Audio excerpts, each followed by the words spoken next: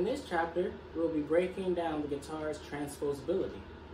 We will look at major chords, minor chords, and In this chapter, we'll be breaking down the guitar's ability to transpose chords easily by simply sliding our hands up and down the fretboard. First, we're going to be looking at a few major chord positions. Let's start with C. First, we're going to take our first finger, place it in the first fret on the second string, the B string. This note is C. We're going to take our second finger, we're going to bring that to the second fret, up to the fourth string, the D string. Now we're playing E. We're going to bring our third finger into the third fret of the fifth string, the A string. And we're going to strum from this fifth string down.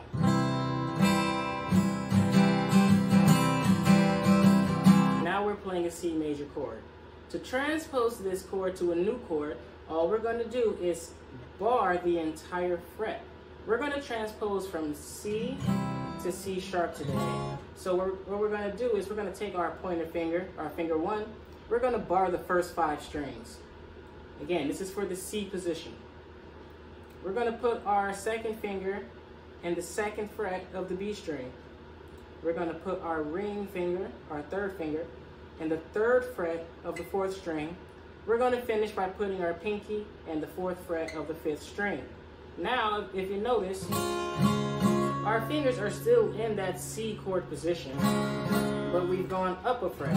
C major, C sharp major. Transposing C chord is very easy. C sharp. Now we're at D. E flat. E major. The next chord we're going to look at is D major. We won't spend too much time here. You'll see why in just a second. I don't focus on D major because when it comes to barring and transposing, if we bar and put our finger, see, here's our D major in second fret. If we move that up, now we're playing an E flat major, but we got to take care of this open note on the D string. So what we'd have to do is switch our fingering up a little bit, but push down so that we go from that open D to now barring the first fret to play E flat major. However, this is a very awkward position for the hand. So what I usually teach instead is going back to that C position, barring that C from C to C sharp. Well, if we go up to the second fret and bar, we're playing D major. Same exact thing. So because of that, I find that it's easier to focus on transposing the C chord in the C position. Don't focus on D so much. Moving on to the E major chord. First finger is going to be in the first fret of the G string. Middle finger is going to be on the second fret of the fifth string. And third finger is going to be on the second fret of the fourth string. Now we are playing E major, and we can strum from the low E to the high E, all the way through.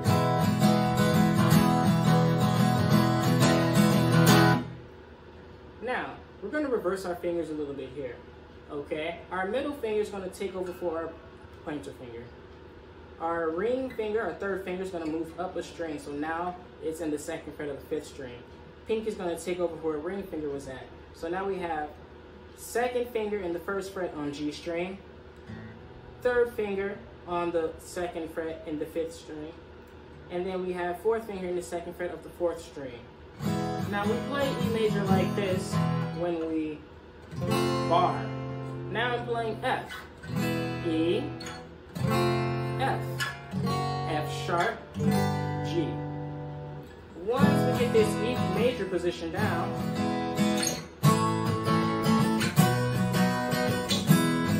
you have a lot of chords.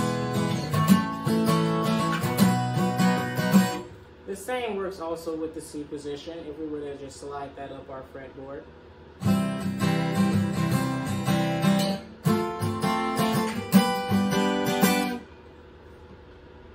So that concludes transposability for the major chord.